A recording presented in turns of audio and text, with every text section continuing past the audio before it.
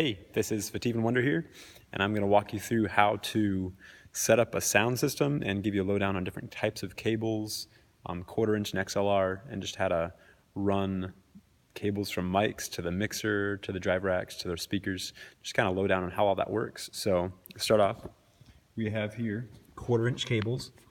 Right here, that's what it looks like. That's a balanced cable. So it has the two black things right there. And this is an unbalanced cable. Just means balanced kind of just means more secure sound transfer, more stable. And this is an XLR cable. This is the male end. This is the male end, and this is the female end. So the female end accepts the sound. That's where the sound originates, and it travels to the male end of the XLR. We'll talk about those in a little bit here. So that's the two major types of cables we'll be using. And this is our mixer. It's a Yamaha 01V digital mixing console right there. Then we have the drive racks down here. We'll get to those in a later video about how to EQ with our sound system. And the top and bottom are just some power strips inside. So here we go. Running our mics, we have a snake here.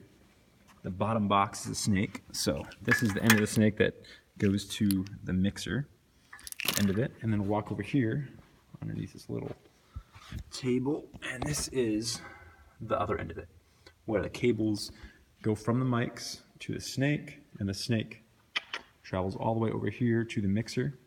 And then the snake ends right here at the mixer.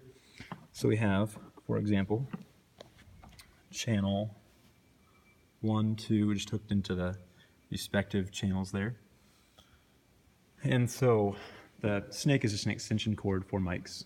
So for example, if we have the green mic here, that's not hooked up, but we have the white mic here.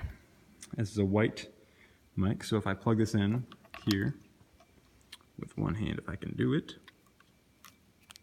Okay, so the white mic's plugged into there, and it runs all the way down to channel 10. If we go over here, we see that it's plugged into here, so that is hooked into channel 10, right there. So that's how we'll do with all the mics.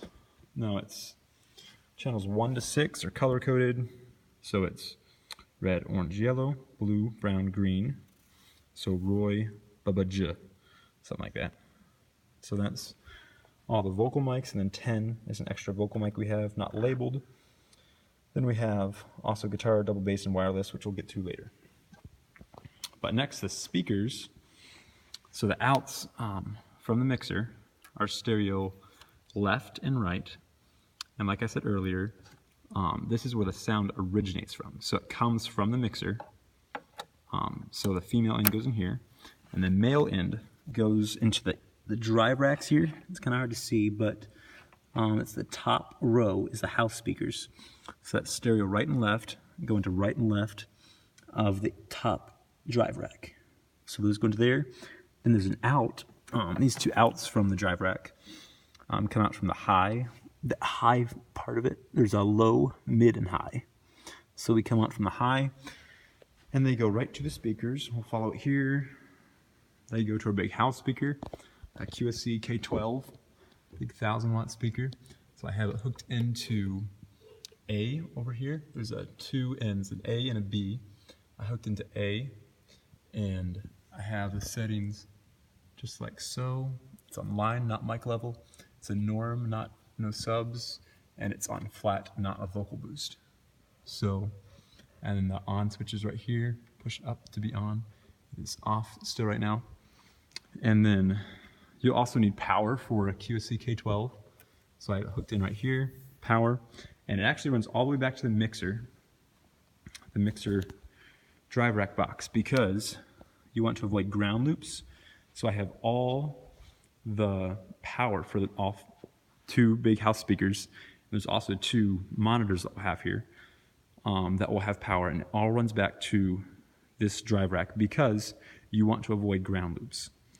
Like this DI box for the guitar up here. This is DI box, a Fishman, a very nice $300 machine. If I hook in the XLR there, and the power for it is just simple little 9-volt thingamajig. If I plug that little guy in there, and the power goes right in here. So there we go. So that power runs all the way back to the drive racks and the mixer over here, because you want to avoid ground loops, which is basically audio noise that travels on the power circuits of the building, and you want to avoid that, so you just run all the power back to this box here. And there's a top level where this MAC cord is plugged into. There's also a bottom layer too.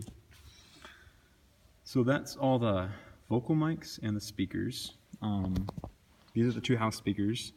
Then you have the monitors right here. This is 2 Omni outs we use for monitors. So these will travel to the bottom drive rack, which EQs the 2 monitors. So you have a separate control over the mix for each monitor. And so that travels to the bottom of the drive rack, the same spot as the house speakers, the input right there. And it comes out of the high, 1 for each speaker, and it goes right to the monitor up here, which they're not here, but they will be very soon. In a later video, I can show you that. So then our wireless is a PG-XD4, a Shure, very nice mic. And we hook that power into here, and then the audio, the female end goes into the transmitter, or actually the receiver, I should say. The receiver, and then from here, the audio goes up here into channel numero 9. So it's not hooked up. I can plug it in real quick. So here's the cable, and I'll plug it in. So that's plugged into channel 9.